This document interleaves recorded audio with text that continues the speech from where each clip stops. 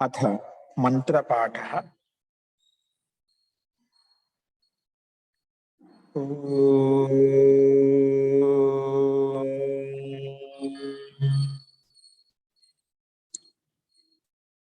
सहनाववतु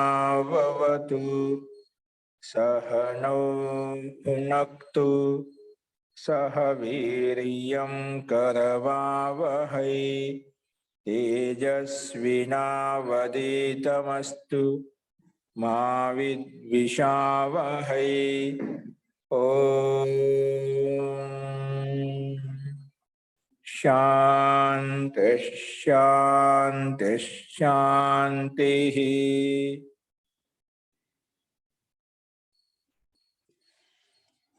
सर्वेभ्यो नमः। अंदरिकी नमस्कारम अंडी। మనము సాంఖ్య దర్శనంలో నిన్న 25వ సూత్రం వరకు చూసాము. 125 నిన్న చెప్పిన పాఠంలో ఎవరికైనా సందేహం ఉంటే చెప్పండి. నిన్న ముందుగా లింగం అంటే కార్య జగత్ యొక్క స్వరూపం, విశిష్ట స్వరూపం మనం ఏంటో అది చెప్పుకున్నాం. హేతుమత్, అనిత్యం, సక్రియం, అనేకం, ఆశ్రితం, తద్ లింగం అని చెప్పి, అలాగే ఈ లింగాన్ని చూసి కారణం ఎలా అనుమానిస్తాం, ఏ రకంగా దాన్ని గుర్తిస్తామనేది ఇక్కడ 125 సూత్రం చెప్పుకున్నాం. ఆంజస్యాత్ అభేదతో వా గుణ సామాన్యాదేహే తత్ సిద్ధి ప్రధాన వ్యపదేశాద్వా అని చెప్పి ఇక్కడ 3 రకాల హేతువులు, 3 ప్రకారాలుగా 3 హేతువులు ప్రస్తావించి ఈ 3 హేతువుల ద్వారా, 3 కారణాల ద్వారా మన ప్రకృతి యొక్క సిద్ధి కలుగుతుంది, మూల ప్రకృతి యొక్క సిద్ధి కలుగుతుందని చెప్పి నిన్న మనం చూసాము. అస్తు, నిన్న కొంచెం డిస్టర్బెన్స్ గా ఉన్నది, అయినా మనం దాన్ని అలా పూర్తి చేశాము. ఇందులో ఎవరికైనా అర్థం కాని ఉంటే చెప్పండి.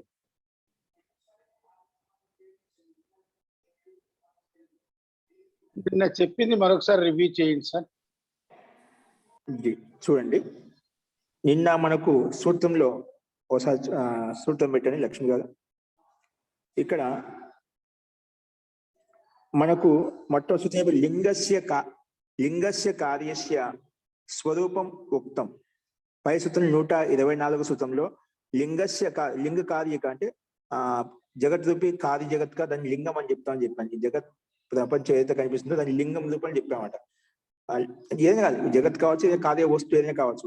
లింగస్య కార్యస్య స్వరూపం ఉక్తం పైన చెప్పుకున్నామట. అదునా యస్య కారణస్య కార్యం, ఏ దానికైతే కారణము, ఏ కారణం చేత కార్యం ఉత్పన్నమైందో ఆ కారణం ఏంటి, ఆ కారణం చెప్పుకున్నాం. యస్య కారణస్య కార్యం లింగం తస్మాత్ లింగాత్, ఆ లింగం చేత అంటే ఆ కార్య జగత్తు చేత, ఆ కార్య వస్తువు చేత తత్ కారణం లింగితే, దాని యొక్క కారణం, కార్య వస్తువుని చూసి దాని యొక్క కారణం కూడా ఉంటుంది, అది అనుమానిస్తాం.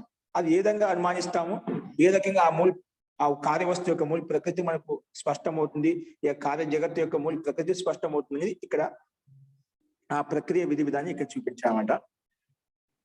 దాంట్లో మొట్టమొదటి ఆంజస్య తత్ సిద్ధి, కొంచెం వెనక వైపు పెట్టింది 125 సూత్రము.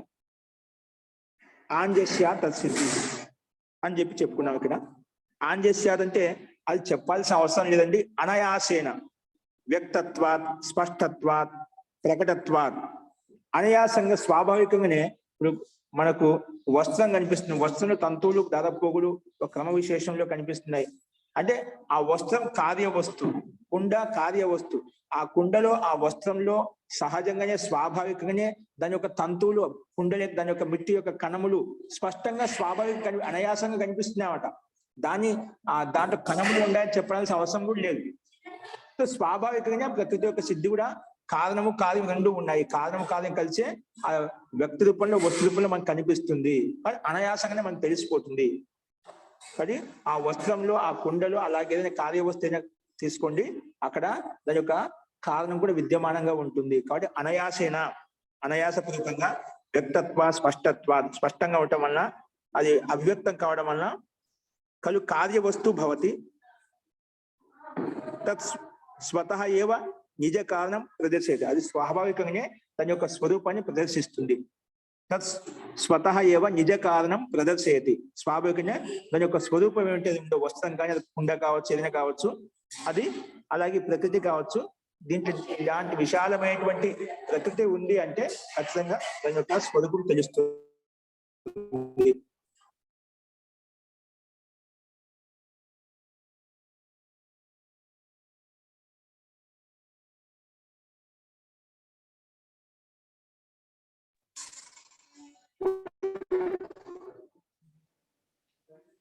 వినిపించలేదు అని చెప్పుకున్నాం. దాంట్లో ఏ రకంగా ఏంటండి ఇప్పుడు వినిపిస్తుందా? వినిపిస్తుంది ఇందాక. ఓకే, అస్తు. तो यतः खलु कार्यवस्तु भवति तत् स्वतः एव నిజ కారణం ప్రదర్శి, నిజ స్వరూపాన్ని అంటే వాస్తవికతన కార్యవస్తుని బట్టి మనకు కారణం కూడా ఉందని చెప్పి స్పష్టంగా అర్థమవుతుంది. యతః ఏ రకంగా అంటే కారణ వస్తునః క్రమ విశేషో సంస్థితి ఏవ కార్యం, ఆ కార్య వస్తువు ఏదైతే ఉందో, కారణ వస్తువు ఏదైతే ఉందో ఆ కారణ వస్తువు క్రమ విశేషం ఉంది. తంతువులు ఉన్నాయి, తంతువుల్లో క్రమ విశేషం దారపుగులు ఏవైతే ఉన్నాయో క్రమ విశేషంలో ఉంటాయి. అలాగే కుండ తయారు చేసే దాంట్లో కణాలు ఏవైతే ఉన్నాయో ఒక క్రమ విశేషంగా బాగా వ్యవస్థితంగా ఉంటాయన్నమాట. సో ఇవన్నీ వాటి కారణం యొక్క క్రమ విశేషమే ఆ కార్య వస్తుక ముఖ్య ఆధారము. మరి కారణ వస్తున క్రమ విశేషం అంటే సంస్థితి ఏవ కార్యం, అదే కార్యము. ఏ రకంగా అంటే కింద ఉదాహరించాడు. వస్త్రే తంతః, వస్త్రంలో తంతువులు దారపుగులు ఏవైతే ఉన్నాయో కారణ పదార్థాః తాన వితాన క్రమేణ అవస్థితాః ఉపలభ్యంతే. తాన వితానం అంటే తాన వితాన రూపంలో క్రమ విశేషంలో అవి ఉపస్థితమే మనకు ప్రత్యక్షంగా కనిపిస్తున్నాయి. ఆ వస్త్రంలో ఒకసారి నిలువుగా ఉంటాయి, కొన్ని అడ్డంగా ఉంటాయి, అవన్నీ ఒక క్రమ విశేషంగానే మనకు ఉన్నాయి కాబట్టి, కారణాలు ఉన్నాయి కాబట్టి, కలిసిమెలిసి ఉన్నాయి కాబట్టి, ఇక్కడ సంయుక్తంగా ఉన్నాయి కాబట్టి ఆ వస్తు రూపంలో మనకు కనిపిస్తుంది అన్నమాట. అదే కారణంతో కార్య వస్తువుతో పాటు కారణం కూడా అక్కడే మనకు కనిపిస్తుంది, స్పష్టంగా సహజంగా కనిపిస్తుంది అని ఇక్కడ మనం చూసాము. అలాగే తంతుసుచ కార్పాస అంశవః, తంతుసుచ కార్పాస అంశవః, తంతువుల ఆ తంతు కూడా కారణం ఏమిటి? వస్త్రానికి కారణము తంతువులు అంటే దారపోగులు చెప్పాం, కానీ ఆ దారపోగులకు కూడా ఆ తంతువులకు కారణం ఏంటి అవి చెప్పారు. తంతుసుచ కార్పాస అంశవః, కార్పాస రూయి అంటే పత్తి యొక్క అంశము ఏదైతే ఉందో, అంటే దూది అంటాం కదా మనం, కాటన్, అది దాంట్లో ఉండే అంశాలు అని దాంట్లో ఉండే కణములు, పత్తి యొక్క పతలాగా ఉండేటువంటి దాన్ని మనం ఒక వ్యవస్థ ప్రకారంగా దారపోగులు తయారు చేస్తామంట. సో తంతుసు కార్పాస అంశవః, పత్తి యొక్క అంశములు సంగ్రహిత ఉపలభ్యంత, అవి కూడా ఆ కార్పాస అంశం అంటే పత్తి యొక్క దారపు నుంచి చిన్న కదని మనం పతలాగా నేర్చుకుంటూ వస్తూ నేయటం వలన అది ఒక దారం లాగా తయారవుతుంది అన్నమాట. సో సంగ్రహిత ఉపలభ్యత, అవి కూడా ఒక గ్రంథనం చేయబడి ఒక సమూహికంగా గ్రంథించబడి ఉంటాయి అన్నమాట. ఆ రకంగా దారపోగు తయారవుతుంది. అంటే దీనికి ఇది కారణం, ఇది కారణం మనకు స్పష్టంగా అర్థమవుతుంది. ఆ దాన్ని కూడా మనం ఒక్కొక్క పీస్ దాన్ని తీస్తూ వెళ్తూ పోతే ఒక్కొక్క చిన్న దారపోగులు కనిపిస్తుంటాయి. ఆ కాటన్ కూడా పక్కకు వస్తూ ఉంటుంది అన్నమాట. మొత్తానికి కారణం కూడా అక్కడే అవస్థితంగా ఉపలబ్ధం అవుతుంది మనకు. కాబట్టి తంతుసు కార్పాస అంశవః సంగ్రహిత ఉపలభ్యంతే, కూడా ఉపలబ్ధం అవుతున్నాయి. ఘటే మృదశాంశ్చ స్పష్టాః సంతి. ఘటే మృదశాంశ అంటే ఘటంలో మట్టి కణములు, ఆ ఘటంలో మృదు రూపంలో ఉన్నటువంటి మిట్టి రూపంలో ఉన్నటువంటి కణములు కూడా అంశాలు, మిట్టి యొక్క కణంశాలు అవి కూడా స్పష్టంగా మనకు కనిపిస్తున్నాయి. కుండలో ప్రత్యక్షం కణకణంలో అవి సూక్ష్మ రూపంలో మనకు ప్రత్యేకంగా ఒక వ్యవస్థితంగా ఉన్నాయి, అవి కూడా కనిపిస్తున్నాయి. మృదంశాంశ స్పష్టాః భవన్, స్పష్టాః సందర్భంగా స్పష్టంగా కనిపిస్తున్నాయి. ఈ రకంగా తంతువులను బట్టి, గడను బట్టి దాంట్లో విధంగా కారణం స్వతహా కనిపిస్తున్నాం కాబట్టి దానికి ప్రకృతి సిద్ధి చూపించడం కోసము విశేషంగా చూడాల్సిన అవసరం. ఆ కార్య వస్తువు చూడగానే కారణ వస్తువుకు మనకు అనుమానం ఏంటి ప్రత్యక్షంగా కనిపిస్తుంది, సహజంగా అనాయాసంగా కనిపిస్తుంది అని ఆంజస్యాత్ తత్ సిద్ధి. ఆంజస్యంటే దాని కార్య వస్తువు చేసిన కారణ వస్తువు మనకు స్పష్టమవుతుంది. ఇది ఒక హేతు, ఇది ఒక కారణం చెప్పుకున్నాం. తథైవ దీని హేతుగా చూపించి తథైవ కార్యరూపాత్, అలాగే కార్యరూపాత్ జగత, ఈ కార్యరూపం జగత్తును చూసి, ఈ బ్రహ్మాండం చూసి, జగతో అపి ఆంజస్యాత్ కారణభూతాయాః ప్రకృతి సిద్ధి భవతి. ఆంజస్యాత్ అంటే ఈ కారణం చేత, అంటే ఈ కార్య జగత్ అయితే కనిపిస్తుంది, దాని చేత కారణభూతమైనటువంటి ప్రకృతి కూడా మనకు ఉంది. కారణ ప్రకృతి కూడా ఉందని దాని యొక్క సిద్ధి కూడా మనకు స్పష్టమవుతుంది. ఏ విధంగా ఒక వస్త్రంలో దాని తంతువులకు కారణం కార్పాసం అంటే దూది ఏ విధంగా ఉందో, అలాగే కుండలో మట్టి యొక్క అంశాలు కణములు ఏవైతే ఉన్నాయో, అలాగే ఈ స్థూల జగత్తును చూసి దాని యొక్క మూల ప్రకృతి కూడా ఉంటుందని చెప్పి మనం అనుమానిస్తాము. దాన్ని అనుమాన ప్రమాణం ద్వారా ప్రకృతి కూడా ఉంది అని చెప్పి అది సిద్ధి కలుగుతుంది అన్నమాట. ఇది ఒక హేతు. తర్వాత రెండో హేతు ఇచ్చారు ఇక్కడ, వా అంటే లేదా, గుణ సామాన్యాదేహి అభేదతః, గుణ సామాన్యాదేహి అభేదతః అని చెప్పి రెండవ హేతు ప్రస్తావించారు ఇక్కడ. గుణ సామాన్యాదేహి అభేదతః, ఇది రెండవ హేతు. ఏ రకంగా చూడండి, యద్వా గుణానాం సామాన్యాదేహి అభేదతః కార్యకారణ సిద్ధి భవతి. గుణ సామాన్యాదేహి, గుణ యొక్క సామాన్య చేత అంటే ఏదైనా ఒక కార్యవస్తువు ఉంటే దాంట్లో కొన్ని గుణాలు ఉంటాయి. ఆ గుణాలను ఆ కార్యవస్తువు అయితే మనకు కనిపిస్తున్నమాట. అంటే గుణము గుణి రెండు ఒకే విధంగా అభేదత వేరు కనిపించవు. ఇప్పుడు ఆ వస్త్రంలో దాదాపు భిన్నంగా వేరు చేసి చూడలేవు అన్నమాట. అది భిన్నంగా వేరు చూసినా అంటే వస్త్రంగా ఉండదు, భిన్నంగా ఉంటాయి. కారణం వేరుగా ఉంటుంది, కార్య వస్తువు భిన్నంగా ఉంటుంది. కాబట్టి అభేదంగా ఉంటాయి. కానీ గుణాలు గుణితోనే యుక్తమై ఉంటాయి, ధర్మితో యుక్తమై ఉంటుంది అన్నమాట. అలాగా ఇక్కడ అదే గుణ సామాన్యాదేహి అభేదతః కార్యకారణ సిద్ధి భవతి. కార్యకారణ సిద్ధిని కనిపిస్తుంది రెండు. ఎందుకంటే ఆ కుండలో ఆ మట్టి యొక్క అంశములు కణములు ప్లస్ ఆ కుండ యొక్క స్వరూపం కూడా మనకు రెండు ఒకే చోట కనిపిస్తాయి. కానీ కార్యకారణ సిద్ధే మనకు కలుగుతుంది. సామాన్య గుణాలను బట్టి కూడా మనం ఇది అర్థం చేసుకోవచ్చు. ఎందుకంటే దీనికి ఒక ప్రమాణం చూపించాలి వైశేషిక దర్శనంలో. ఏంటిది ప్రమాణం? యతః కారణ గుణపూర్వక కార్యగుణో దృష్ట. కారణ గుణపూర్వక కార్యగుణో దృష్ట అంటే ఏదైనా ఒక కార్య వస్తువు ఉత్పన్నము అవుతుంది అంటే ఖచ్చితంగా కారణం ఉండాలి. కారణ గుణపూర్వకంగానే కార్యగుణ దృష్ట, కార్య వస్తువు కనిపిస్తుంది, కార్య వస్తువు చూస్తాం. ఏదైనా సంసారంలో ఒక పదార్థం ఉత్పన్నం అవుతుంది, ఒక ఉత్పన్నం చేస్తున్నాము అంటే అది ఖచ్చితంగా ఏదో ఒక కారణం చేత చేస్తాం. కారణం లేకుండా ఏ వస్తువు ఉత్పన్నం చేయడం. సంసారంలో ఏదైనా ఒక పదార్థం చెప్పండి, ఇది ఏ వస్తువు లేకుండా దీన్ని తయారు చేశా అని చెప్పి ఏది చేయలేమాట. ఒక వస్తువు ఉత్పన్నం అవుతుంది అంటే ఖచ్చితంగా కారణం ఉంటుంది. కారణం లేకుండా ఏ వస్తువు మనం చూపించలేము. అలాంటి ఒక ఉదాహరణ ఉందా మనకు? ఏది కనిపించదన్నమాట. కాబట్టి అదే ప్రమాణం. కారణగుణ పూర్వక కార్యగుణ దృష్ట అని చెప్పి వైశేషిక దర్శనం యొక్క ఒక సిద్ధాంతాన్ని ఇక్కడ చూపించాలి. ఎందుకు? ఇది ఈ న్యాయం చేత. కాబట్టి కార్యస్య విశిష్టా అపి గుణాః భవంతి. కానీ కార్య వస్తువు అయితే విశిష్టాః అపి గుణాః భవంతి. తేతు పూర్వసూత్రే ప్రదర్శితాః కార్యస్వరూప ప్రసంగే. పైన మనం ఏ విధంగా కారణ పూర్వకంగా కార్య వస్తువు ఉత్పన్నమవుతుందని చెప్పామో అలాగే కార్య వస్తువు కూడా దాని కొన్ని స్వరూప విశిష్ట లక్షణాలు ఉంటాయి. కార్య వస్తువు ఉత్పన్నమైన తర్వాత కూడా దాంట్లో కొన్ని విశిష్ట లక్షణాలు ఉంటాయి. ఏంటి ఆ విశిష్ట లక్షణాలు? మనం చెప్పుకున్నామట. పూర్వసూత్రే ప్రదర్శితాః కార్యస్వరూప ప్రసంగే. ఆ కార్యవస్తు యొక్క విశిష్ట ధర్మాలు ఏంటి, విశిష్ట గుణాలని చెప్పుకున్నాం. ఏంటి చెప్పుకున్నాము? హేతుమత్, అది కారణం చేత యుక్తమై ఉంటుంది. అనిత్యం, అది కారణం చేత ఉత్పన్నమైంది కాబట్టి అనిత్యం, నిత్యంగా ఉంటుంది అంటే నష్టం అయిపోతుంది. సక్రియం, క్రియాచేత యుక్తమై ఉంటుంది, సక్రియంగా ఉంటుంది, క్రియాయుక్తంగా ఉంటుంది, చలాయమానంగా ఉంటుంది.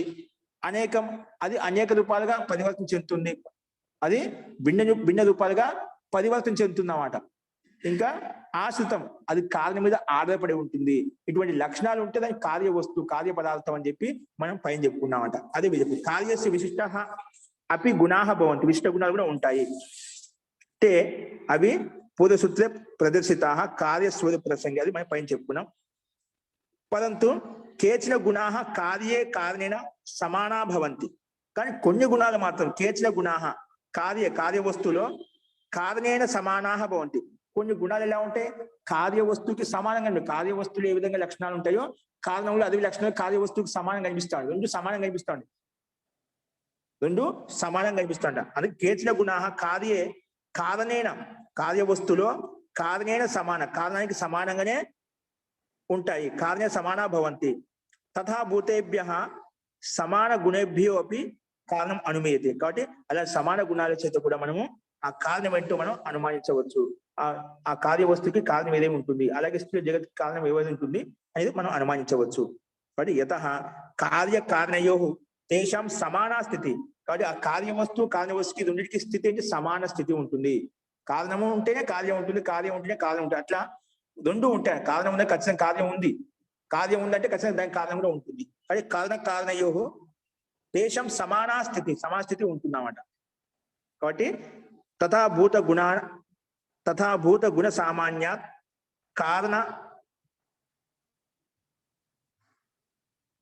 కారణ అనుమానం భవతి. కాబట్టి తథాభూత అటువంటి స్థితితో యుక్తమైనటువంటి గుణ సామాన్యం చేత కూడా కారణం అనుమానం భవతి. కారణం అనుమానం ద్వారా మనం తెలుసుకుంటాము.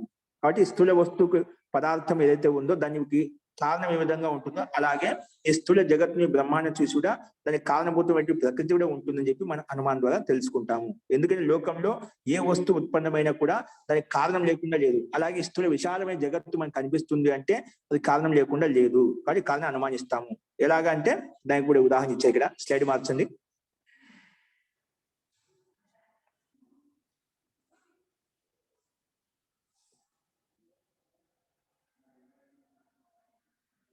ఇప్పుడు మళ్ళీ రక్తతంతూనాం వస్త్రం రక్తం జాయతే. రక్తతంతూనాం వస్త్రం రక్తం జాయతే అంటే రక్తవర్ణంతో యుక్తమైనటువంటి తంతువులు ఏవైతే ఉన్నాయో ఆ తంతువులతో రక్తవస్త్రం జాయతే, రక్తవస్త్రం ఉత్పన్నమవుతుంది. ఏ దారపోగులు రక్తవర్ణంతో రంజింపబడ్డాయో ఆ రక్తవర్ణంతో రంజింపబడే దారపోగులు తంతువులు ఏవైతే ఉన్నాయో వాటి క్రమ విశేషం ద్వారా వాటి సంయోగం ద్వారా మనకు రక్తవస్త్రం ఉత్పన్నమవుతున్నమాట. అందుకే రక్త వస్తువునాం చూడండి పైన రక్త తంతునాం వస్త్రం రక్తం జాయతే. రక్త తంతువులతో అంటే దారపోగులతో యుక్తమైన వస్త్రం కూడా రక్తం జాయతే, రక్త వస్త్రంలో కనిపిస్తుంది. అదేవిధంగా మిష్టస్య రసస్యాపి పాకో మిష్టో భవతి. మిష్టాన్నంతో యుక్తమైనటువంటి రసం అయితే ఉందో, మిష్టయుక్తం అంటే మధురయుక్తమైన రసం అయితే ఉందో మధురయుక్తమైన రసం చేత మధురయుక్తమైన పదార్థం ఉత్పన్నమవుతుంది. అట్లా ఏది ఏ గుణంతో ఉంటుందో అది ఆ గుణం చేత తదనుగుణమైన సమాన గుణాన్ని ఉత్పన్నం చేస్తున్నమాట. ఏది ఏ గుణంతో యుక్తమైందో దానికి అనుగుణమైన గుణాన్ని ఉత్పన్నం చేస్తుంది. విపరీత గుణాన్ని ఉత్పన్నం చేయదన్నమాట. సమాన గుణాన్ని ఉత్పన్నం చేస్తున్నాడు, విపరీత ధర్మాన్ని ఉత్పన్నం చేయదు. ఓకేనా? మధుర రసంతో యుక్తమైనటువంటి ద్రవం ఏదైతే ఉందో దాన్ని పాకం చేస్తే మధురయుక్తమైన పదార్థం ఉత్పన్నమవుతుంది. అలాగే రక్త దారపోగులతో యుక్తమైనటువంటి తంతులు ఏవైతే ఉన్నాయో వాటి చేత రక్త వస్త్రమే ఉత్పన్నమవుతుంది అన్నమాట. అదే ఏది ఏ గుణాలతో ఉందో అదే గుణాన్ని ఉత్పన్నం చేస్తుంది అని చెప్పి ఇక్కడ మనం చెప్పుకున్నాం. ఏమో అత్రాపి విద్యం. ఇక్కడ పైన ఏ విధంగా ఏ గుణం అయితే ఉందో ఆ గుణం చేత అదే వస్తువు ఉత్పన్నం అవుతుందో అలాగే ఏమో అత్రాపి విద్యం ఇక్కడ కూడా అదే విధంగా తెలుసుకోవాలి. ఏంటిది? తేజ సమాన గుణాదయో మహతత్వాది కార్యభూతే జగతి ప్రకృతౌ చ అతో అగ్రిమ సూత్రే ప్రతిపాద్యంతే. ఏంటి ఇక్కడ ఏం చెప్తున్నా అంటే ఇక్కడ అదే విధంగా తీసుకుంటే సమాన గుణాదయో ఏంటి సమాన గుణాలు ఇక్కడ అంటే సత్వగుణం రజోగుణం తమగుణం చేత యుక్తమైనటువంటి గుణాల చేత మహతత్వము అహంకారము తన్మాత్రలు పంచభూతాలు ఏవైతే ఉన్నాయో మహతత్వాది కార్యభూతే జగతి. ఈ మహతత్వాది కార్య రూపంలో ఉత్పన్నమయ్యే జగత్తులో ప్రకృతౌచ అతో అగ్రిమ సూత్రే ప్రతిపాద్యంతే. ఈ ప్రకృతి యొక్క స్వరూపం కూడా ఈ అగ్రిమ సూత్రం దీని పక్కన 125 సూత్రం చెప్పబడుతుందన్నమాట. ఈ సమాన గుణాల చేత ఈ మహతత్వాది కార్యం ఇప్పుడు ఏ విధంగా అయితే రక్తపు తంతువులతో యుక్తమైనటువంటి చేత రక్త తంతువులతో యుక్తమైన రక్త వస్త్రం ఉత్పన్నమైంది, అలాగే మహతత్వ ఈ మూల ప్రకృతి చేత మహతత్వము అహంకారము తన్మాత్రలు ఇవన్నీ ఏవైతే ఉన్నాయో దానికి అనుగుణమైనటువంటి కార్య వస్తువులు ఉత్పన్నమయ్యాయి. మహతత్వాది గతి ఏదైతే ఉందో వికారం ఏదైతే ఉందో వాటి చేత తదనుగుణమైనటువంటి కార్య స్వరూపమే కార్య జగత్తే అనేది ఉత్పన్నమైంది. ఆ విషయము కార్య జగత్ ఏ విధంగా ఉత్పన్నమైందో దానికి మూల కారణం ప్రకృతి. ఆ ప్రకృతి జడతత్వం కాబట్టి జడతత్వంతో యుక్తమైనటువంటి పదార్థము జడతత్వంతో యుక్తమైన కార్య జగత్తును ఉత్పన్నం చేసింది, సమాన గుణాన్ని ఉత్పన్నం చేసింది అనేది అతో అగ్రిమ సూత్రే ప్రతిపాదింది. ఈ విషయం నుంచి అగ్రిమ సూత్రం మనకు తెలుస్తున్నాడు. ఏంటంటే త్రిగుణ అచేతనత్వాది ద్వయో అంటే త్రిగుణం అచేతన త్రిగుణం అంటే ఇది 3 గుణాలతో యుక్తమైనది. త్రిగుణం అంటే ఏంటి? సత్వ ఏ పదార్థం తీసుకున్నా సంసారంలో అది 3 గుణాలతో యుక్తమైనది. ఏం చేసుకోండి 3 గుణాలతో యుక్తమైనది. సత్వగుణము, రజోగుణము, తమోగుణం యొక్క కలిగే ప్రకృతి అని చెప్పాం. ఈ 3 గుణాలతో యుక్తమైంది. ప్లస్ త్రిగుణ అచేతనత్వాది, అది ఇంకా అచేతనత్వం కూడా ఉంది దాంట్లో. ఏంటంటే ఈ 3 గుణాలకు చేతనత్వం ఉందా? అది ప్రకృతి జడ వస్తువు కాబట్టి 3 సత్వగుణము, రజోగుణము, తమోగుణం యొక్క అంశ కణాలతో ఉంది. కానీ అది అచేతనత్వం, దాని చేతనత్వం లేదు. చేతనత్వం జీవాత్మ పరమాత్మకి చేతనత్వం ఉంది, జడ ప్రకృతికి చేతనత్వం లేదు. అందుకే ఇక్కడ త్రిగుణాలతో యుక్తమైంది ప్లస్ అచేతనత్వము, చేతనత్వం లేదు. ద్వయో అంటే ఏంటి? ప్రకృతికి ఆ ప్రకృతి ద్వారా ఉత్పన్నమైనటువంటి ఈ కార్య జగత్ మహతత్వం, అహంకారము, తన్మాత్రకు, పంచభూతాలకు అవి కూడా చేతనం లేదు. దానికి కూడా ఈ స్థూల జగత్ ఏదైతే కనిపిస్తుందో, మనకు బ్రహ్మాండం ఏదైతే కనిపిస్తుందో, ఇది కూడా జడ పదార్థమే, జడ వస్తువే. దీంట్లో చలనం లేదు. ఆ చలన గతి ఎవరిస్తుంది అంటే పరమాత్మ చలయమానంగా ఉంటుంది. ఈ చలయమైనటువంటి ప్రకృతిని జీవాత్మ ఉపభోగం చేస్తుంది, దాన్ని అనుభవిస్తుంది. కాబట్టి మూల ప్రకృతి జడంతో యుక్తమైంది కాబట్టి దాని చేత ఉత్పన్నమైన కార్య జగత్తు కూడా ఇది జడ పదార్థంతో యుక్తమై ఉంది. అది ద్వయో. త్రిగుణ అచేతనత్వాది ద్వయో అంటే ఈ మూల ప్రకృతి ద్వారా ఉత్పన్నమైన కార్య జగత్తు మహతత్వాది ఏవైతే ఉన్నాయో అవి కూడా 2 సమానమే. 2 అచేతనత్వం కలిగినటువంటివి అని చెప్పి ఇక్కడ చెప్పారు. కాబట్టి దీన్ని బట్టి కార్య జగత్తును చూసి కారణాన్ని మనం అనుమానించవచ్చు అని చెప్పి ఇక్కడ 2వ హేతు ద్వారా దాన్ని విస్తృతంగా వివరంగా ఇలా చెప్పారండి. కాబట్టి 2వ హేతు అంటే సామాన్య గుణం చూసి కూడా మనం ఆ మూల ప్రకృతిని అనుమానించవచ్చు అని 2వ హేతు. కింద ప్రధాన విపదేశాత్వ, ఇది శబ్ద ప్రమాణం దృష్టి చెప్తున్నమాట. అంటే మన శాస్త్రాల్లో ఈ ప్రకృతి ప్రధాన శబ్దం చెప్పబడింది. మన శాస్త్రంలో శబ్ద ప్రమాణంలో ఈ ప్రకృతిని మూల ప్రకృతి ఏంటి? ప్రధాన శబ్దంతో చెప్పబడింది అన్నమాట. అలాగే శాస్త్రం కూడా ప్రమాణం కాబట్టి, శబ్ద ప్రమాణం కూడా ప్రమాణం కాబట్టి మనకు దీని ప్రకారం కూడా ఈ మూల ప్రకృతి సిద్ధి కార్య జగత్తును చూసి కారణం వస్తు ప్రధాన ప్రకృతి అనేది ఉంటుంది అని చెప్పి మనకు స్పష్టంగా అర్థమవుతుంది. ఆ విధంగా అనుమానించవచ్చు, అని చెప్పి మనము అర్థం చేసుకోవచ్చు అన్నమాట.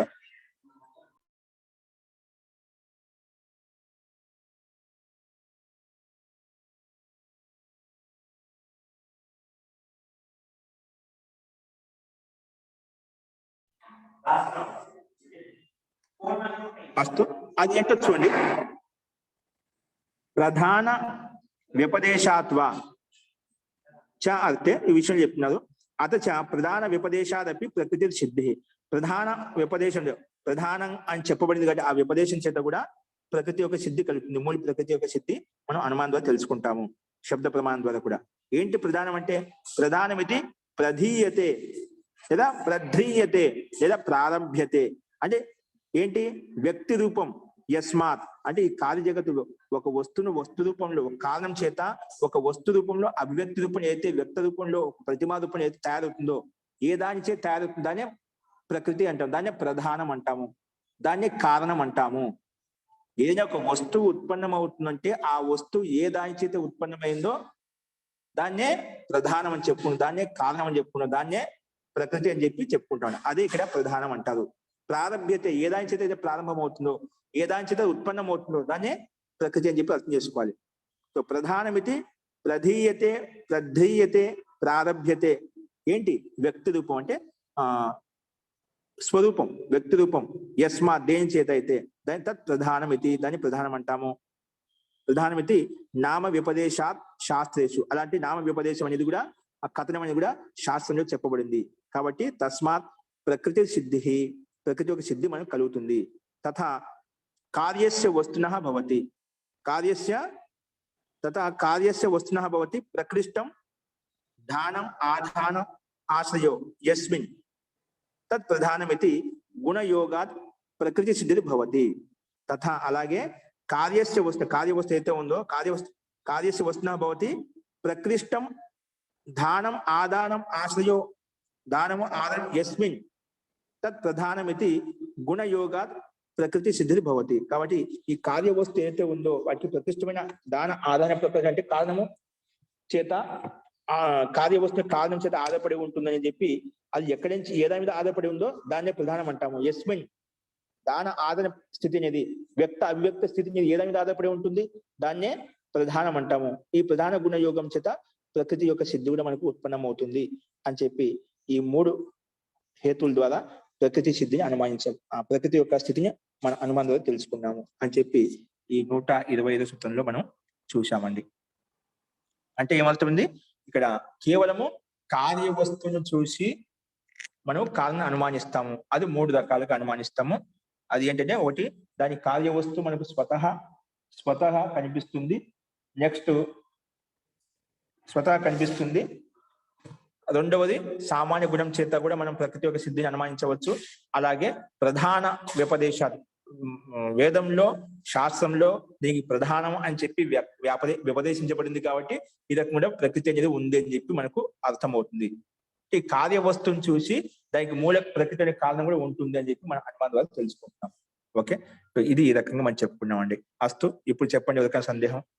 మూల కారణం, మూల తాత్పర్యం అంతా కేవలము కారణం అనేది కూడా ఉంది. ఈ కార్య జగత్తును చూసి దీని కార్య జగత్తుకు సూక్ష్మభూతమైనటువంటి కారణ వస్తు ప్రకృతి కూడా మనం స్వీకరించాలి.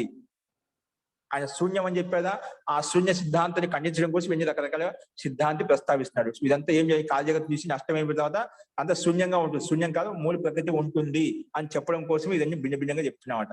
కార్య వస్తువు ఇలా ఉంటుంది, కారణ వస్తువు ఇలా ఉంటుంది, కారణాన్ని చూసి కార్య వస్తువు ఇలా అనుమానిస్తాము, కార్య వస్తువుని చూసి కారణం ఇలా అనుమానిస్తాము అని చెప్పి ప్రక్రియ విధి విధానం మనకు చూపిస్తున్నాడు. ఇక్కడ ప్రకృతిని అనుమానించడానికి కార్య జగత్తుని చూసి కార్య వస్తువుని చూసి ఇలా ఉంటుందని చెప్పి 3 కారణాల ద్వారా చెప్పాడు. ఒకటి స్వతహా మనకు కనిపిస్తుంది, సామాన్య గుణం చేత కూడా దాని యొక్క కారణం మనం అనుమానం ద్వారా తెలుసుకుంటాము. ఇంకోటి శాస్త్రంలో ప్రధానము అని చెప్పి ప్రకృతికి ప్రధానము అని చెప్పి ప్రధానం చేతన మనకు ఈ కార్య జగత్తు ఉత్పన్నమవుతుంది అని చెప్పి ఇక్కడ శాస్త్రం చెప్పబడింది. ఈ 3 కారణాల చేత ప్రకృతి యొక్క సిద్ధి మనకు కలుగుతుంది అని చెప్పి ఇక్కడ మనం చెప్పుకున్నామండి. అస్తు, ఇప్పుడు చెప్పడానికి సందేహం.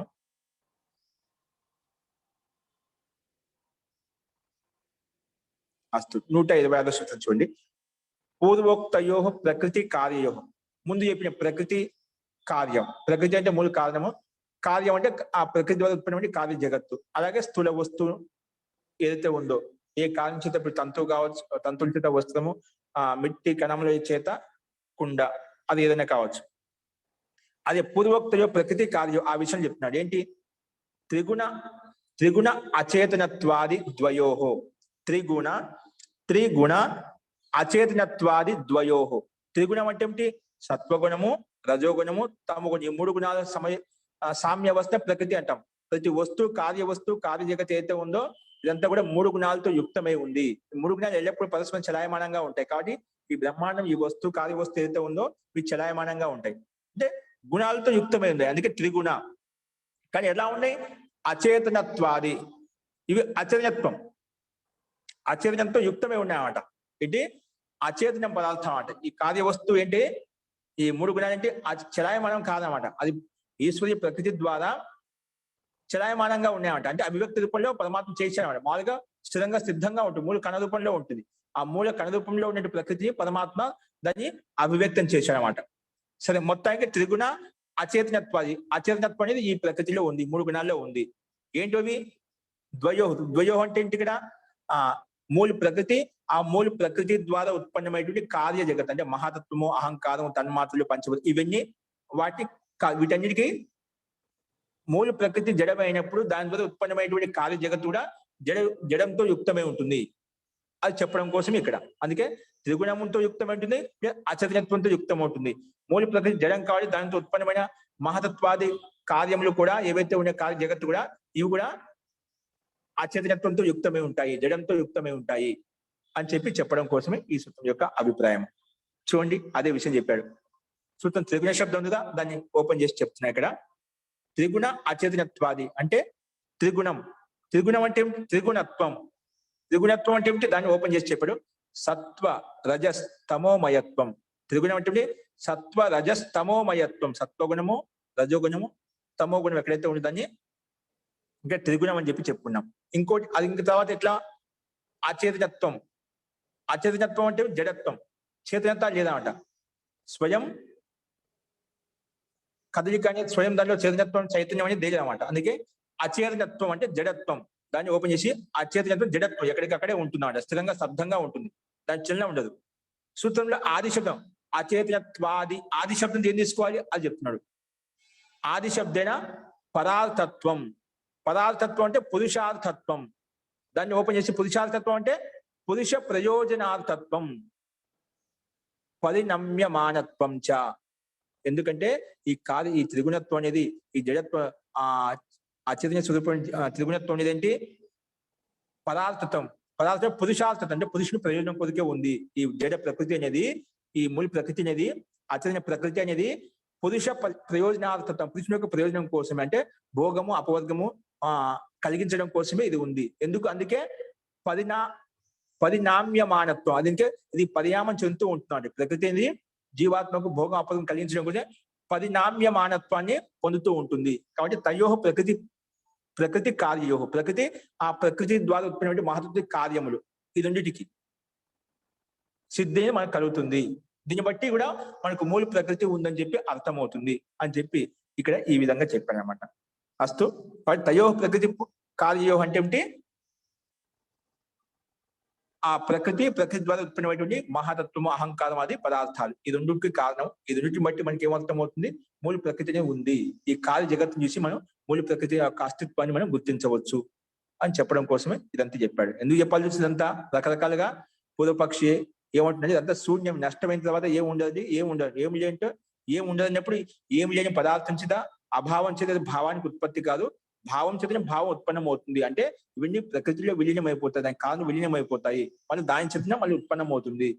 అంటే మూల ప్రకృతి మనం స్వీకరించాలి. ద్వయో ప్రకృతి, ఆ ప్రకృతి ద్వారా ఉత్పన్న కార్య జగత్తును కూడా మనం స్వీకరించాలి అని చెప్పి ఇక్కడ సిద్ధాంతి ఈ రకంగా ప్రస్తావించాడు. అస్తు, ఇందులో ఏదైనా సందేహం ఉందా? ఓకే, చూడండి నెక్స్ట్. ఇప్పుడు ఒక విషయాన్ని మనం ప్రస్తావిస్తున్నాడు. తత్ర త్రిగుణత్వ విషయే.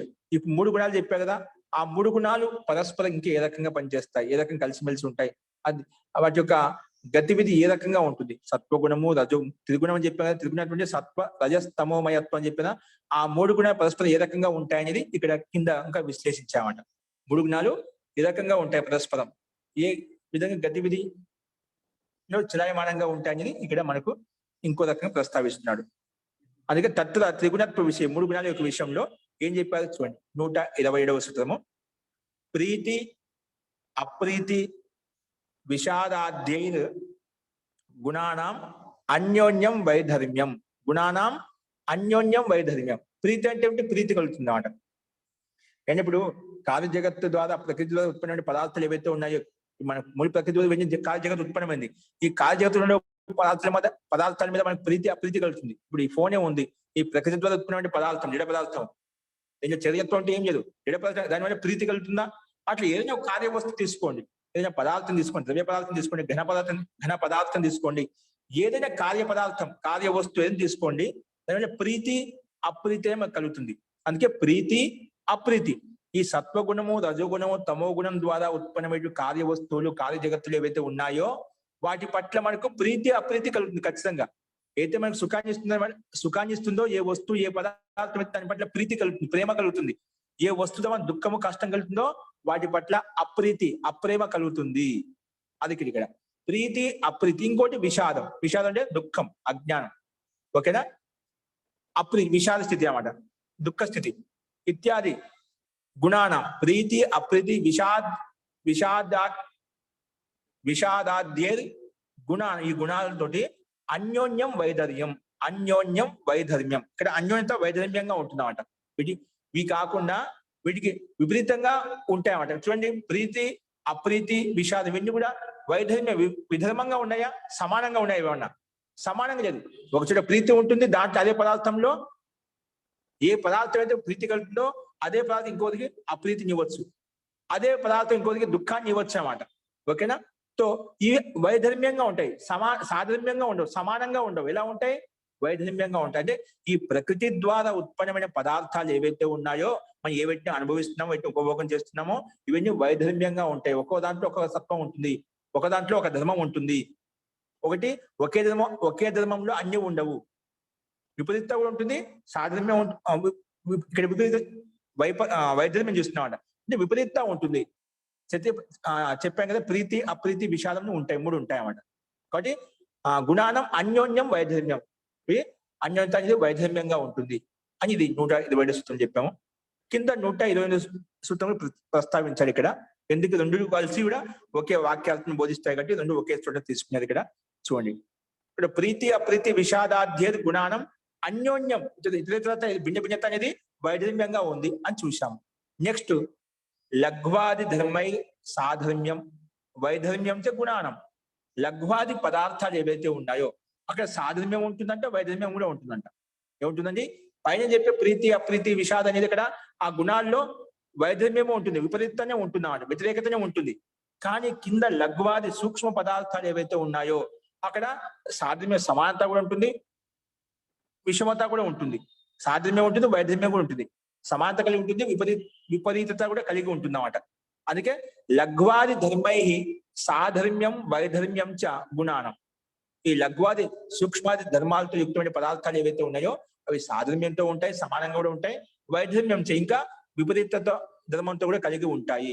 గుణానం, ఈ గుణాలకు అలా ధర్మం కూడా ఉంటాయి కొన్ని పదార్థాలకు అని చెప్పి ఇక్కడ 128 సూత్రంలో ఈ రకంగా చెప్పించారు. ఇక్కడ ఈ రకంగా మనకు ఈ సూత్రం యొక్క అర్థం ఈ రకంగా మనకు అర్థమవుతుంది. అది ఏంటి, ఏ రకంగా అనేది మన కింద భాషను చూద్దాం. ముందుగా అత్ర వివేచనం.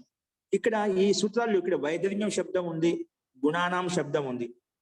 ఈ సూత్రాల మీద బ్రహ్మముని భాష్యం ప్లస్ విజ్ఞాని భిక్షు భాష్యము అనే వేరే ఆచార్యులు ఉన్నారు కదా, ఈ సూత్రాల మీద భాష్యకారులు టీకాకారులు ఏదైతే ఉన్నారో వాళ్ళు ఒక్కొక్కరు ఒక్కొక్క రకంగా దీన్ని అర్థం చేసుకున్నారండి.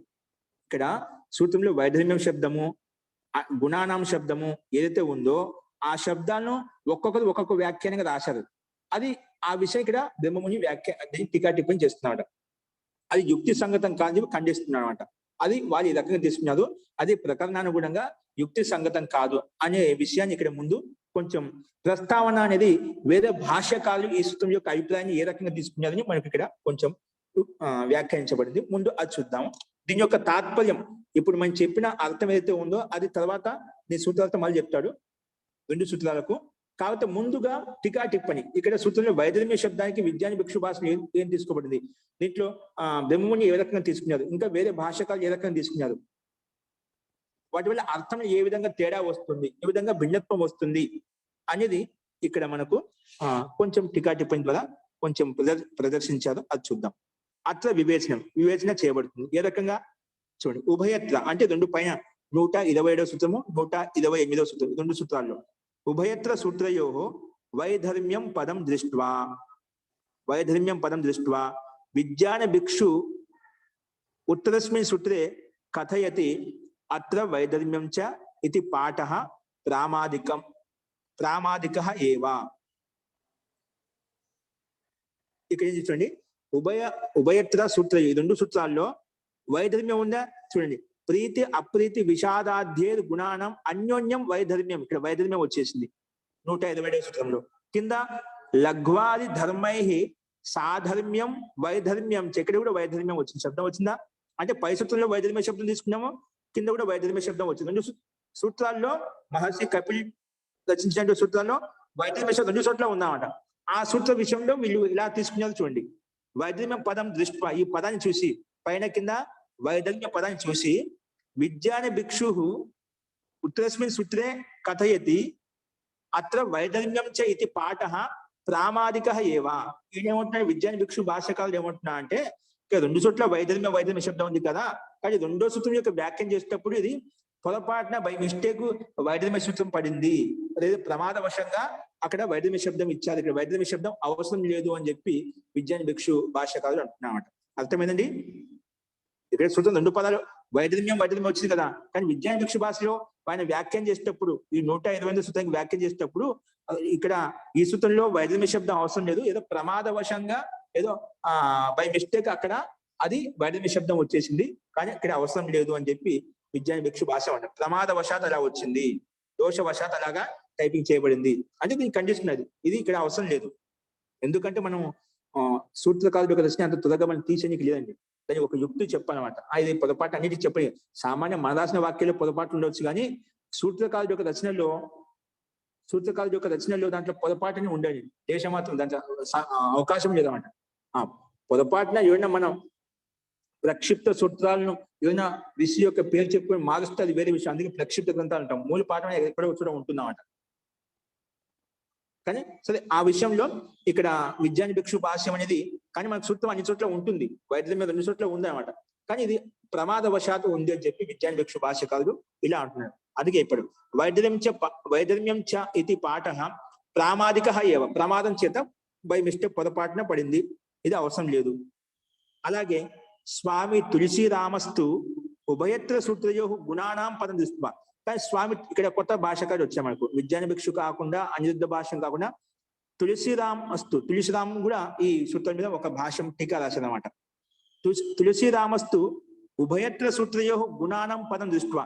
ఈ సూత్రం గుణానం వచ్చిందా? ప్రీతి అప్రీతి విషాదాధ్య గుణానం, ఇక్కడ గుణానం శబ్దం వచ్చింది. ఇక్కడ లఘ్వాది ధర్మేది సాధర్మ్యం వైధర్మ్యం చ గుణానం. ఇక్కడ గుణానం అక్కడ వైధర్మ్యం ఈ విధంగా 2 చోట్ల వచ్చిందో, గుణానం పదం 2 చోట్ల వచ్చిందన్నమాట. ఈ గుణాన శబ్దం తీసుకొని ఇంకో తులసిరామ్ అనే భాషకారు ఏమంటున్నారు ఇక్కడ చూడండి. ఉభయత్ర సూత్రయో గుణానం పదం దృష్ట్యా, గుణానం అనే పదం చూసి 2 సూత్రాల్లో గుణానం పదం చూసి దృష్ట్యా లిఖతి ఏం చెప్తున్నా రాస్తున్నాడు ఆయన. ఏ రాస్తున్నా అంటే ఉత్తరస్మిన్ సూత్రే గుణానం పాఠో వ్యర్థ. ఇక్కడ సూత్రంలో ఈయన ఏమంటారు, తులసిరామ్ మహోదయం అంటున్నారు. ఇక్కడ సూత్రం 2 చోట్ల గుణాన శబ్దం చూపించారు, అనుదితి ద్వారా వచ్చేస్తుంది 128 సూత్రంలోకి. ఇక్కడ గుణానం అని మళ్ళీ రాయడానికి అవసరం లేదు, ఇక్కడ వ్యర్థమైన పాఠము వ్యర్థంగా ఇచ్చారు. ఇక్కడ విద్యాని భిక్షు భాషలో వైద్య శబ్దానికి వ్యర్థం అనిపించింది, కానీ తులసిరావు గారికి ఆ భాషకాడికి ఏమనిపించింది, ఇక్కడ గుణానం శబ్దం అనేది వ్యర్థము 2వ సూత్రంలో అవసరం లేదు, అది అనువృత్తి ద్వారా కావాలంటే అనువృత్తి ద్వారా వచ్చేస్తుంది, పైన కదా ఉండేది, కాబట్టి ఇక్కడ వ్యర్థంగా ఇచ్చాడు అని చెప్పి వ్యర్థంగా ఇచ్చారని చెప్పి ఇక్కడ తులసిరావు గారు కూడా అంటున్నారు. ఇక్కడ చూడండి, ఇది ఉత్తరస్మిన్ సూత్రే గుణానం పాఠో వ్యర్థంగా ఇచ్చారు ఇక్కడ. కాబట్టి ఉభయో పాఠయో పునరుక్తి దోష ప్రసంగాత్. ఎందుకు పునరుక్తి వస్తున్నామట, చెప్పిందే మళ్ళీ చెప్పామంటే పునరుక్తి దోషం అవుతుంది కదా, చెప్పిందే మళ్ళీ చెప్పడం పిష్టి పేష్టం అవుతున్నామంట, అవసరం ఉంది ఇక్కడ, అది పునరుక్తి దోషం వస్తుంది అని వాళ్ళు వ్యర్థం. ఇక్కడ ఆయన విద్యాని భిక్షు భాష ఏమంటున్నారు, ఇక్కడ వైద్యమే శబ్దం అవసరం లేదు 2వ సూత్రంలో, 128వ సూత్రంలో. తులసిరావు భాషకారు ఏమంటున్నారు, ఇక్కడ గుణానం శబ్దం అవసరం లేదు అని చెప్పి వాళ్ళు చెప్తుంది అనమాట. కానీ ఈ 2 పునరుక్తి దోషం, మళ్ళీ చెప్తున్నా ఇక్కడ అది పునరుక్తి పునః ఉక్తి అని మళ్ళీ కథనం అనేది దోషప్రదమైంది, కాబట్టి పునరుక్తి దోష ప్రసంగా, అందువల్ల ఇది వ్యర్థమైంది అని చెప్పాడు. ఇప్పుడు దీనికి బ్రహ్మముని భాషది ఇది కరెక్ట్ అని చెప్పి చూపిస్తున్నాం. ఏ రకం చూద్దాం. పరంతు ఉత్తర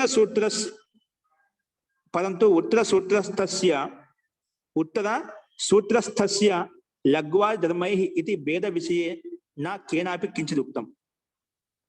పరంతు ఉత్తర సూత్రస్థస్య లఘ్వాది ధర్మైః ఇది భేద విషయే నా కేనాపి కించిదుక్తం. కానీ ఇక్కడ పరంతు ఈ పైన గుణానం శబ్దం వైద్యమ శబ్దంలో ఏదో ఇది అవసరం లేదు వ్యర్థం అని చెప్పి కొంతమంది అప్రాసంగికం అని చెప్పారు. కానీ ఉత్తర సూత్రంలో లఘ్వాది ధర్మైః ఈ పదం గురించి ఎవరు ఏం చెప్పలేదు. గుణానాం వైధర్మ్యం శబ్దం గురించి కథని చెప్పారు, కానీ ఇది వ్యర్థం అని చెప్పి ఇక్కడ సూత్రంలో లఘ్వాది ధర్మైః అనే పదం కూడా ఉంది కదా. ఇక్కడ ఆ పదం గురించి ఎవరు కూడా కేనాపి కిమపి నా ఉక్తం, కేనాపి కించిత్ ఉక్తం, ఎవరు కూడా ఏం చెప్పాలి దీని గురించి. పైన గుణానాం వైధర్మ్యం గురించి మాట్లాడేది, కానీ ఇదే సూత్రంలో లఘ్వాది ధర్మైః సాధర్మ్యం వైధర్మ్యం గుణానం, ఈ సూత్రంలో గుణానం అవసరం లేదు వైధర్మ్యం అవసరం లేదు అంటున్నామట.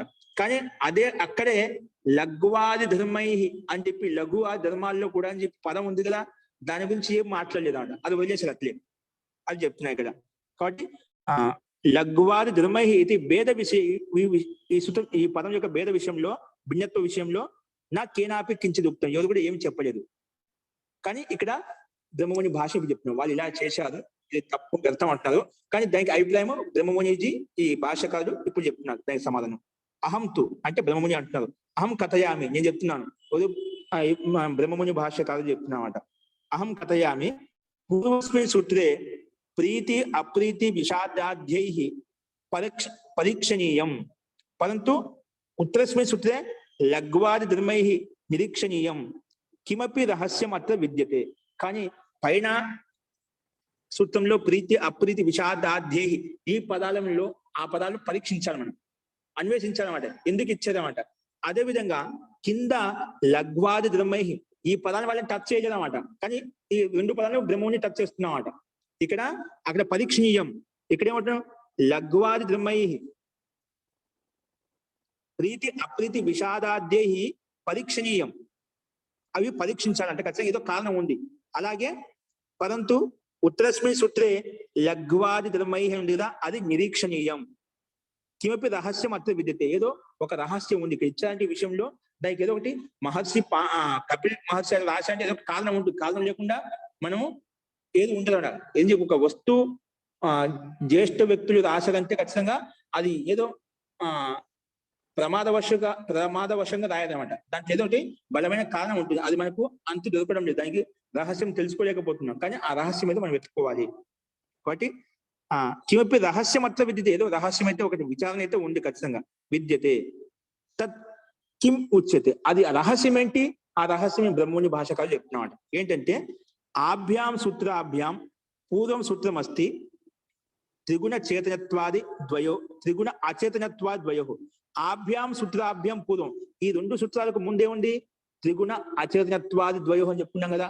ద్వయో అంటే ఏమిటి, ప్రకృతి ద్వారా ఉత్పన్నమైన మహాతత్వ పదార్థాలు అవి చెప్పుకున్నామట. ఓకేనా, అవన్నీ కూడా త్రిగుణంతో యుక్తమై ఉన్నాయి, అచేతనంతో యుక్తమై ఉన్నాయి, జడత్వంతో యుక్తమై ఉన్నాయి అని చెప్పుకున్నామట. ఆ విషయం చెప్తున్నా అక్కడ. ఆభ్యాం సూత్రాభ్యాం పూర్వం సూత్రం అస్తి త్రిగుణ అచేతనత్వాది ద్వయో అత్ర ద్వయో పాఠాత్ కారణం కార్యం చ ప్రస్తూయేతే. ఇక్కడ అత్ర ద్వయో పాఠాత్, అత్ర ద్వయో పాఠాత్, ఇక్కడ సూత్రం ద్వయో శబ్దం ఉంది కదా, త్రిగుణ అచేతనత్వాది ద్వయో, సూత్రం ద్వయో శబ్దం వచ్చింది కదా, ఆ పాఠం చెప్తున్నాడు. అత ద్వయో పాఠాత్, ద్వయో అత్ర ద్వయో పాఠాత్ కారణం కార్యం చ ప్రస్తూయేతే. ఇక ద్వయో అనే శబ్దం చేత ఏం సంకేతించాడు అక్కడ మహర్షి కపిల్ మహర్షి, అక్కడ ప్రకృతి ద్వారా ఉత్పన్నమైన మహాత్వాది పదార్థాలు అవి తీసుకున్నామట.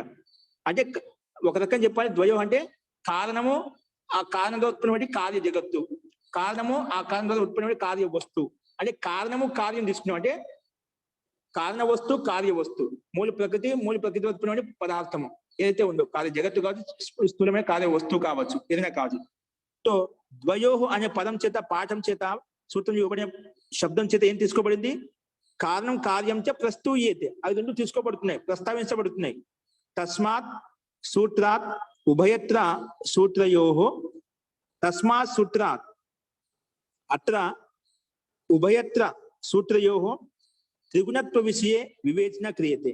ఇక్కడ త్రిగుణత్వ విషయంలో, అందుకే దాని చేతన ఈ మూడు గుణాల విషయంలో వివేచన చేయబడుతుంది. ఎందుకంటే ప్రకృతి మూల కారణము ప్లస్ కార్య జగత్తు కార్య వస్తువు అదే తీసుకోబడింది అన్నమాట. కాబట్టి ఈ కారణము కార్యము తీసుకోబడింది, కాబట్టి ఆ కారణ కార్యంలో ఏ గుణాలు ఉన్నాయి అదే మనం వివేచన చేసుకుంటున్నామట. తస్మాత్ సూత్రాత్ అత్ర ఉభయత్ర సూత్రయోహో త్రిగుణత్వ విషయే వివేచన క్రియతే. ఈ మూడు సూత్రాలు ఈ మూడు గుణాల యొక్క విషయం ప్రస్తావిస్తున్నాం అక్కడ మనం. మూడవ వస్తువు ఆత్మ, జీవాత్మ లేదా పరమాత్మ నుంచి ఆలోచించలేదు. ప్రకృతి ద్వారా ఉత్పన్నమైన కార్యజగత ఏతుందో అదే ఆలోచిస్తున్నాం, అంటే ప్రసంగానుసారంగా అదే తీసుకోవాలి ఇక్కడ. త్రిగుణత్వ విషయం వివేచన క్రియతే, కాబట్టి ఆ విషయంలో వివేచన చేయబడుతుంది. ఏంటంటే యత్ కారణ కార్యయో క్రమస్య ప్రస్తుతత్వాద్ గుణానాం విషయే విశిష్ట వర్ణనాయ కారణ కార్యో క్రమ దృష్ట్యా ద్వే ఏతే సూత్రే విజ్ఞేయే. రెండు సూత్రాలు మనం అర్థం చేసుకోవాలి.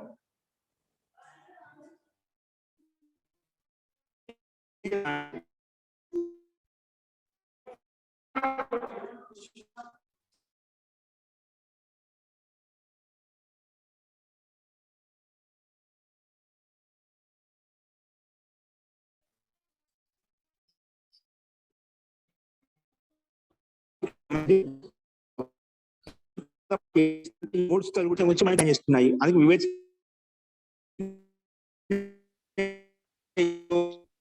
మధ్యలో మహోదయ. వినపడలేదు మహోదయ, బ్రేక్ అవుతుంది. వినిపించటం లేదండి. ఇప్పుడు వస్తుందండి, ఇప్పుడు వస్తుందండి. ఇప్పుడు వినిపిస్తుంది. ఆ. మరి మీరు చెప్పిన తర్వాత ఎలా ఉంటుంది?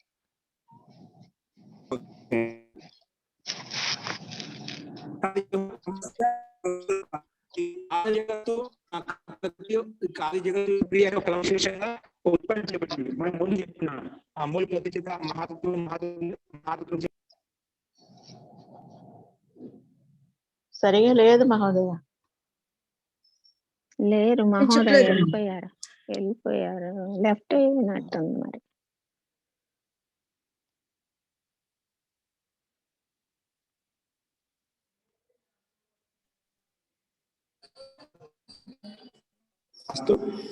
స్లైడ్ పైనండి, స్లైడ్ మార్చండి. మహోదయ అంటే త్రిగుణాలు కూడా చెప్పండి. త్రిగుణాలు కూడా అచేతనమేనా?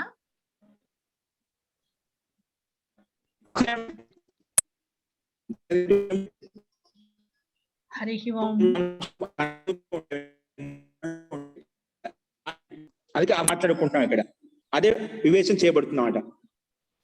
గుణ కారణ కార్య క్రమస్య ప్రస్తుతత్వాద్ గుణానాం విషయే విశిష్ట వర్ణనాయ కారణ కార్య క్రమ దృష్ట్యా తే ఏతే సూత్రే విద్యే. ఈ రెండు సూత్రాలు కారణ కార్యం యొక్క గుణాలను అర్థం చేసుకోవడం ప్రస్తావించబడ్డాయి అని చెప్పి ఇక్కడ ఇవ్వబడింది అన్నమాట.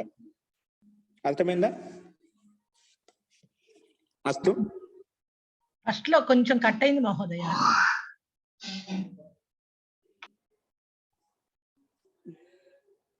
ఇప్పుడు అర్థమైంది కదా?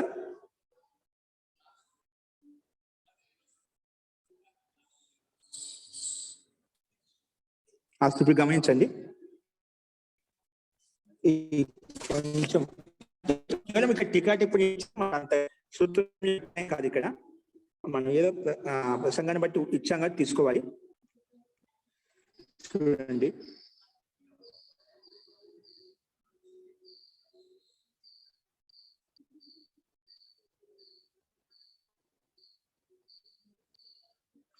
ఇది స్లైడ్ మార్చొద్దు, అదే సూత్రం పెట్టండి, వెనక వైపు పెట్టండి.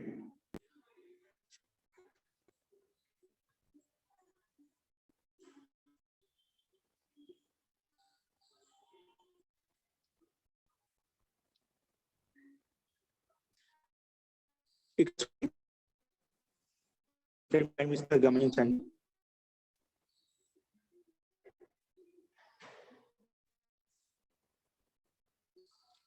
కారణ కార్యో క్రమస్య ప్రస్తుతత్వాద్ గుణానాం విషయే విశిష్ట వర్ణనాయ, విశిష్టంగా వర్ణించడం కోసం కారణ కార్యో క్రమ దృష్ట్యా, కారణము మరియు కార్య యొక్క క్రమ దృష్టిలో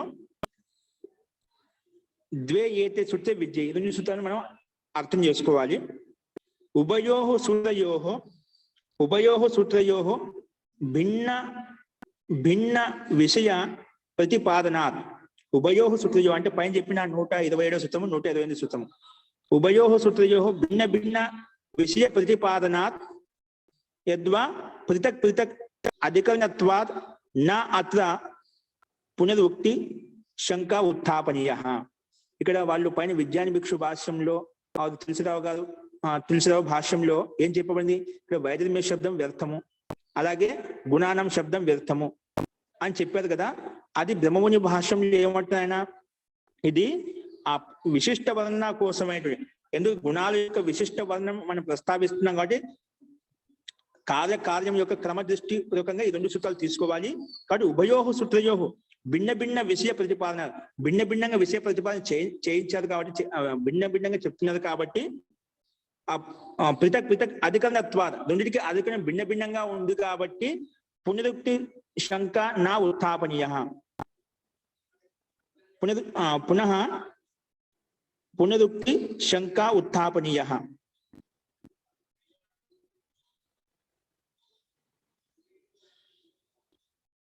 కాబట్టి ఇక్కడ పునరుక్తి దోషం అని చెప్పి ఈ విధంగా జనభక్షు భాష్యము పునరుక్తి దోషం కాదు, భిన్న భిన్నంగా ఉంది, రెండింటికి అధికరణం భిన్న భిన్నంగా ఉంది కాబట్టి వర్ణపరము అది గుణాన పదము వ్యర్థమని అంటున్నారు కదా, పునరుక్తి దోషం అంటే అది దోషయుక్తం కాదు. అధికం భిన్న భిన్నంగా మూడు కార్యకారణం యొక్క ప్రతి విశేషతను మనం తెలియజేసుకున్నాం కాబట్టి ఇది వ్యర్థం కాదు, పునరుక్తి దోషం కాదు అని చెప్పి ఇక్కడ విజ్ఞాన భిక్షు భాష. కాబట్టి ఇప్పుడు మాత్రం సైడ్ పూర్వస్మిన్ సూత్రే కారణ గుణ ప్రదర్శంతే. పూర్వ సూత్రం చెప్పారు, ఇక్కడ 127 సూత్రం చెప్తున్నాం అంట. అది ఏ రకం అనేది పూర్వ సూత్రంలో కారణ గుణాలు ప్రస్తావిస్తున్నాం అంట. మనం ముందు చెప్పుకున్నాం కార్యం వస్తువు గురించి చెప్పుకున్నాము, తర్వాత కారణం గురించి చెప్పుకున్నాం. అలాగా రెండు భిన్న భిన్న విషయంలో ముందు కారణం గురించి ప్రస్తావిస్తున్నాయి, కార్యం గురించి ప్రస్తావిస్తున్నాయి. అదే విషయం చెప్తున్నాయి ఇక్కడ చూడండి. పూర్వస్మిన్ సూత్రే అంటే 127 సూత్రంలో పూర్వస్మిన్ సూత్రే కారణ గుణా ప్రదర్శంతే, కారణ గుణాలు ప్రదర్శించబడుతున్నాయి. అలాగే ప్రీతి అప్రీత్యాదయో అథో ఉత్తరస్మిన్ సూత్రే కార్యగుణా వివేచ్యంతే. ప్రీతి అప్రీతి ఏదో సూత్రం ఉందో మనకు 127 సూత్రంలో, దానికి ఉత్తర సూత్రం, దాని తర్వాత సూత్రంలో ఉత్తరస్మిన్ సూత్రే కార్యగుణా వివేచ్యంతే. కార్యగుణాలు ఏవైతే ఉన్నాయో అంటే ఆ కార్యం ఉత్పన్నం, కార్యగత ఉత్పన్నం కావడానికి ఏవైతే ఉన్నాయో ఆ కారణ గుణాల నుంచి వివేచించబడుతున్నామట. అందుకే లఘ్వాదయ వివేచ్యంతే. లఘ్వాదయ అంటే లఘువాది పదార్థాలు, ఈ కారణ వస్తు కార్య వస్తు బ్రహ్మాండం కానీ కార్య వస్తువు ఏదైతే ఉందో ఈ మూడు వీటన్నిటికి స్థూల జగత్తుకి ఈ కార్య వస్తువుకి మూల పదార్థాలు లఘువాది అంటే సూక్ష్మంగా ఉంటాయి కారణాలు అని చెప్పి లఘువాది అనేది కారణ వస్తువుని చెప్తున్నాయి. లఘు అంటే కారణ వస్తువుని చెప్తున్నాయి. కాబట్టి ఉత్తరస్మిన్ సూత్రే కార్యగుణా ఆ కార్యవస్తుక గుణా వివేచ్యంతే లఘ్వాదయ. కాబట్టి ఈ గుణాల విషయంలో మూల కణాల విషయంలో ఇవి చెప్పబడుతున్నాయి. అత ఉత్తర సూత్రే గుణానాం పాఠస్య స్థానే గుణవతాం పాఠ స్యాత్. కాబట్టి ఉత్తర సూత్రంలో గుణానాం పాఠస్య స్థానే గుణవతాం పాఠ స్యాత్. ఆ గుణానాం స్థానంలో కావాలంటే గుణవతాం పాఠం పెట్టుకోవచ్చు, కానీ ఆ గుణానాం అనేది వ్యర్థం అని చెప్పకూడదు. అందుకే గుణానాం పాఠస్య స్థానే గుణవతాం పాఠ స్యాత్. కార్యస్తు గుణవద్భిర్ భవితవ్యం. కార్యస్తు కార్యవస్తు అనేది ఏంటి? గుణవద్భిర్ భవితవ్యం. కార్యవస్తు అయితే ఉందో ఖచ్చితంగా గుణాలతో యుక్తమే ఉంటున్నాడు. గుణవద్భిర్ భవితవ్యం. కాబట్టి ప్రకృతి నా గుణవతి కింటు గుణమయి. ప్రకృతి అనేది నా ప్రకృతి గుణాలతో యుక్తం కాదు, కానీ గుణమయి గుణంతో యుక్తమై ఉంది. గుణమయి ఉక్తం హి గుణమయి అని చెప్పి మనం ముందు చెప్పుకున్నామట. ఆ తర్వాత సాంఖ్యదర్శనంలో 39 సూత్రం చెప్పబడిందంట. ఏంటంటే సత్వాదీనాం అతద్ధర్మత్వం. సత్వాదీనాం అతద్ధర్మత్వం తద్రూపత్వాత్. సత్వాది గుణాలు ఏవైతే ఉన్నాయో సత్వగుణము, రజోగుణం, తమోగుణం అనేవి అతద్ధర్మత్వం, అవి ధర్మ యొక్క స్వరూపం కాదు. సత్వాది గుణాలు ఏంటివి? భిన్న భిన్నంగా ఉంటాయి. ఆ భిన్న భిన్న గుణాల యొక్క గుణకర్మ స్వభావాలు భిన్న భిన్నంగా ఉంటాయి. అందుకే సత్వాదీనాం అతద్ధర్మత్వం. ఎందుకు? తద్రూపత్వాత్ అని చెప్పి అక్కడ నెక్స్ట్ 50 సూత్రం చెప్పుకుంటాం అన్నమాట. కాబట్టి సూత్రంలో గుణానాం పాఠస్తు లిపి ప్రమాదతో భవేత్. గుణానాం పాఠస్తు లిపి ప్రమాద అతో భవేత్ అంటే, కాబట్టి గుణానాం పాఠ అనేది అంటే గుణవతాం కాస్తంలో గుణాన అలా ప్రమాదం ఉండొచ్చు, కానీ ఆ శబ్దం వ్యర్థం అనేది అది ప్రమాదయుక్తం కాదు. కాబట్టి తస్మాత్ అదోషో అస్తు ఉత్తర సూత్రే కార్యగుణ విచార ప్రసంగాత్. కాబట్టి ఉత్తర సూత్రంలో గుణానాం వైధర్మ్యాత్ శబ్దాలు పునరుక్తి దోషము అవి వ్యర్థంగా చెప్పేవదా? అది కాదు. కావాలంటే గుణానాం స్థానంలో గుణవతం అలా పాఠభేదం అది ప్రమాదవశంగా ఉండొచ్చు, అది దోషయుక్తంగా ఉండొచ్చు, కానీ ఇక్కడ గుణానాం శబ్దమే అవసరం జరిగినది యుక్తి సంగతం కాదు అని చెప్పి బ్రహ్మముని తులసిరావు భాష్యం మీద విజ్ఞాన భిక్షు భాష మీద ఏదైతే వాళ్ళు వ్యర్థం అని చెప్పేది వ్యర్థం కాదు, సార్థకమే, దాంట్లో అన్వేషించాలి. రెండు, ఒకటి కారణం గురించి చెప్తున్నాయి, ఒకటి కార్య వస్తువు గురించి చెప్తున్నాయి. ముందు సూత్రము కార్య వస్తువు గురించి ప్రస్తావించింది, రెండు లఘు అని కారణ వస్తువు గురించి ప్రస్తావించింది. కాబట్టి ఇది రెండు సార్థకమే, కాబట్టి వ్యర్థం కాదు. రెండింటికి అధికంగా భిన్న భిన్నంగా ఉంది. ఒకటి కారణాన్ని ప్రస్తావిస్తుంది, ఒకటి కార్య వస్తువుని ప్రస్తావి అంటే కార్య జగత్తు గురించి చెప్తుంది. 128వ సూత్రము 128వ సూత్రం అనేది ఆ కార్యవస్తుకి కారణం ఏంటి? మూల ప్రకృతి కదా. ఆ మూల ప్రకృతి లఘువాది సూక్ష్మంగా ఉంటాయి, వాటి గురించి ప్రస్తావిస్తుంది. కాబట్టి రెండు వ్యర్థం కాదు, రెండు భిన్న భిన్న ప్రకరణాలు భిన్న భిన్నంగా వ్యాఖ్యానించబడ్డాయి. కాబట్టి రెండు సార్థకమే. కాబట్టి నీ చెప్పింది యుక్తి సంగతం కాదు. విజ్ఞాన భిక్షు భాషలో తులసిరావు భాషలో యుక్తి సంగతం కాదు. తస్మాత్ అదోషో అస్తు ఉత్తర సూత్రే కార్యగుణ విచార ప్రసంగాత్. కార్యగుణ విచార ప్రసంగం ఉంది కాబట్టి అది దోషయుక్తం కాదు. ఉత్తర సూత్రంలో 2 వ్యర్థం అని చెప్పారు కదా విజ్ఞాన భిక్షు భాషలు తులసిరావు భాష్యంలో 2 గుణానం పాఠం అవసరం లేదు, వైద్యం పాఠం అవసరం లేదు అంటున్నారు కదా. అది ఆ ఉత్తర సూత్రంలో ఇవ్వబడింది, అది దోషయుక్తం అని చెప్పారు. దోషయుక్తం కాదు. ఎందుకు? ఇక్కడ కార్యగుణ విచార ప్రసంగం ఉంది అంటే కార్య జగత్తు యొక్క ప్రస్తావన చేశారు కాబట్టి అది వ్యర్థం కాదు. అదునా సూత్రార్థ ఉపస్థాప్యతే. ఇలా వారి యొక్క టీకా టిప్పని చేసిన తర్వాత అదునా సూత్రార్థ ఉపస్థాప్యత. ఇప్పుడు సూత్రం యొక్క అర్థం ఇక్కడ కింద ప్రస్తావిస్తారు అనమాట. అది మనం రేపు చూద్దామండి. ఇంతవరకు కేవలము దీని యొక్క అభిప్రాయం చూడండి. దీంట్లో ఏదో భాష కొంచెం అర్థం కాదనుకో, సందేహపడొద్దు. దీని యొక్క తాత్పర్యం ఏంటి? కేవలం టీకా టిప్ ఏం చేశారు? మనకు సూత్రంలో 2 సూత్రాలు ఉన్నాయి. అక్కడ గుణానాం అని చెప్పి పైన వచ్చింది, వైద్యం అని చెప్పి పైన వచ్చింది అన్నమాట. అదే గుణానాం వైద్యం కింద కూడా వచ్చింది అన్నమాట. అక్కడ వేరే భాష్యకారులు గుణానాం వైద్యం అని చెప్పి పై సూత్రంలో వచ్చింది కదా, కింది సూత్రంలో అవసరం లేదు. గుణానం శబ్దం పాఠం వ్యర్థము, ప్రమాదవశంగా మొత్తం శబ్దమే తీసేయాలి, ఇది వ్యర్థం అని చెప్తున్నా. గుణానం పాఠం వైద్యమే పాఠం.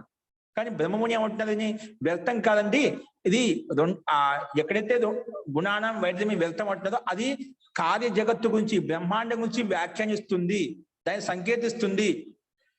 కాబట్టి 2 పై సూత్రమేమో కార్య జగత్తు గురించి చెప్తుంది, కింది సూత్రమేమో లఘువాది పదార్థాలు ఏవైతే ఉన్నాయో అది కారణ గురించి చెప్తుంది. అంటే మూల కారణ, ఆ కార్య జగత్తుకు ఆధారభూతమైన మూల ప్రకృతి ఏతుందో, లఘువాది సూక్ష్మంగా ఉందో దాని గురించి ప్రస్తావిస్తుంది. కాబట్టి 2కి ఆ సత్తాన్ని భిన్నంగా అధికంగా ఉంది కాబట్టి అది దోషయుక్తం కాదు అని చెప్పి ప్రస్తావించారు. ఇప్పుడు దీనికి నిజంగా మనం ప్రకరణం బట్టి చూసుకోవచ్చండి. మనం ఏం చెప్పుకున్నాం? కార్య జగత్తు యొక్క విశిష్ట లక్షణాలు ఏముంటాయి? అది హేతుమత్, అనిత్యం, సక్రియం, అనేకం, ఆశ్రితం అని చెప్పి మనం ముందు కార్య జగత్తు గురించి చెప్పుకున్నాం. ముందు కార్య జగత్తు యొక్క స్వరూపం దాని యొక్క లక్షణాలు చెప్పుకున్నాం, ఇలా ఉంటుందని చెప్పి. తర్వాత ఆ కార్య జగత్తు చూసి కారణం ఎలా అనుమానించాలని చెప్పి మనం ఆంజస్య అభేదతో వా గుణ సామాన్యాదేహే తత్ సిద్ధి అని చెప్పి ఇక్కడ గుణం గురించి చెప్పుకున్నాం. అంటే ఇక్కడ ప్రకరణ నడుస్తుంది కదా, అదే విషయాన్ని ఇక్కడ ఈ 2 సూత్రాల్లో చెప్పామట. అందుకే ముందు కార్యవస్తువు గురించి చెప్పిన తర్వాత కార్యవస్తువుని చూసి కారణం లఘువాది పదార్థాలకు అనుమానించామని చెప్పి అది ప్రస్తావించారు.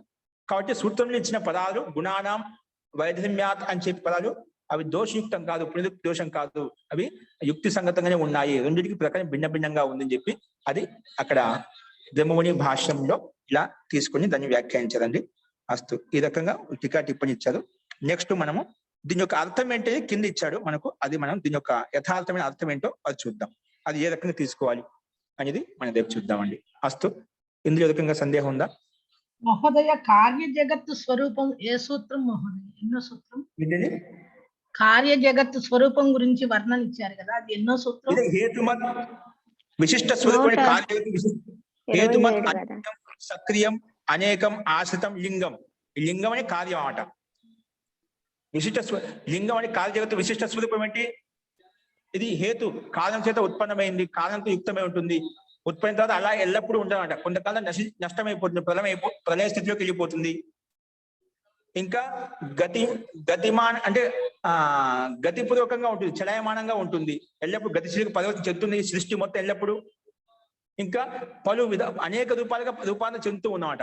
ఇదే ప్రకృతి అనేక రూపాయలు పరివర్తన చెందుతూ ఉంది అన్నమాట. కాబట్టి ఇంకా మూల కారణం మీద ఆధారపడి ఉంది. మూల కారణం లేకపోతేనే ఇది ఇవన్నీ క్రియలు జరగవు. ఇది కార్య జగత్తు యొక్క విశిష్ట స్వరూపం చెప్పుకున్నామాట.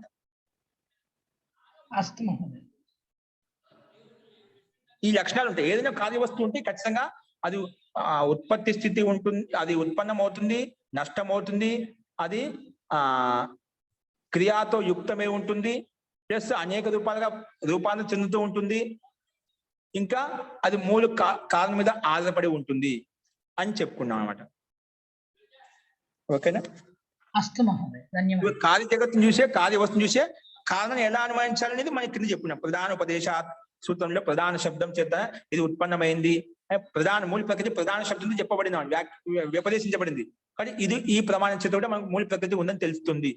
ఇప్పుడు కార్య జగత్తు కనిపిస్తే మూల ప్రకృతి కనిపించలేదు కదా, దాని కూడా ఎలా అనుమానించాలి ఇప్పుడు చాలా మంది ఇది కనిపించే జగత్ అని మూల కారణం అంటే ఏది కొంతమంది అంటుంటారు వైజ్ఞానికులు. కాబట్టి అలా కాదు, మూల ప్రకృతి కూడా ఉంటుంది. కారణం కార్య వస్తువు ఉంటుందని కారణం కూడా ఉంటుంది. బ్రహ్మాండం ఉంటుంది, మూల ప్రకృతి కూడా ఉంటుంది. అది ఎలా అనుమానించాలో ప్రధాన విపదేశం అంటే శాస్త్రంలో ప్రధానం అని చెప్పి మూల ప్రకృతి ప్రధానం పేరు పెట్టారు. అలా విపదేశించారు కాబట్టి దాని చేత కూడా మూల ప్రకృతి ఉన్నది సిద్ధిస్తుంది. ఇంకా సామాన్య గుణ చేత కూడా మనము దాన్ని బట్టి కూడా మనం మూల ప్రకృతిని అనుమానించవచ్చు. ఇంకోటి ఆంజస్య తత్సిద్ధి. ఆంజస్య అంటే అది స్వతహ అనాయాసైన అది వ్యక్తమవుతుంది, స్పష్టమవుతుంది. కాబట్టి దాన్ని బట్టి కూడా మనం ఈ కారణం కార్యం రెండు ఒకే చోట కనిపిస్తున్నాయి కాబట్టి దాని ద్వారా మూల ప్రకృతి అనేది సత్తా అనేది ఉందని చెప్పి మనం ఈ రకంగా అనుమానించాం. దాన్నే ఈ రెండు సూత్రాల ద్వారా ఇంకో రకంగా ప్రస్తావించడం అంట. అస్తు అది సూత్రాలను తెలిసినప్పుడు మీకు ఏంటో తెలుస్తుంది. చూడడానికి అదే దాన్ని రకరకాల తిప్పి చెప్తున్నా. కారణం వస్తుంటే ఈ జగత్తు యొక్క రహస్యం ఎలా ఉత్పన్నమైంది, దీనికి కారణం ఏంటి, ఇది కారణం ఏంటి అని తెలుసుకున్నప్పుడు యథార్థంగా మనకు అన్ని స్పష్టం అవుతాయని. ఇది కొంచెం రెండు అక్కడక్కడ తిరిగినట్టు ఉంటాయి, మనకు స్పష్టత అన్నట్టు ఏంటిగా అనిపిస్తుంటుంది. అలా అనిపిస్తుందని ముందుకు పోయే కొద్దీ మీకు అర్థమవుతాయి. ఇప్పుడు ఎందుకంటే విషయం ప్రస్థానం కొత్తది, ఎప్పుడు ఇలాంటి ఆలోచన రాలేదు, ఎప్పుడు ఆలోచించలేదు కూడా. అందుకే కొందరికి కష్టంగా ఏదో అర్థం అయ్యి కానట్టుగా ఉంటుంది. అది మీకు అలాగే ముందుకెళ్తూ ఉంటేనే ఆటోమేటిక్ అర్థం అవుతుందండి. ఇటు సూక్ష్మ విషయాల మీద మీకు ఫోకస్ చేసినప్పుడు స్థూల విషయాలు ఆటోమేటిక్ గా మీకే అర్థం అవుతాయి సమయ సందర్భాన్ని బట్టి. కాబట్టి కొంచెం ఇక్కడ ధైర్యంగా ఉంటే ముందుకు పోయినాక అది విషయ ప్రస్తావన వస్తుందండి. ఓకేనా?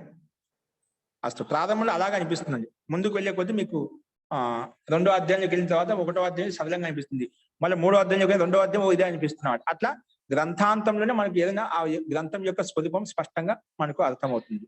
కాబట్టి కొందరికి అలా అనిపించినా సందేహపడాల్సిన అవసరం లేదు, వచ్చేస్తుందండి. అస్తు. సో ఇంకేమైనా సందేహాలు అంటే మనం రేపు చూద్దామండి. మంత్రపాఠ.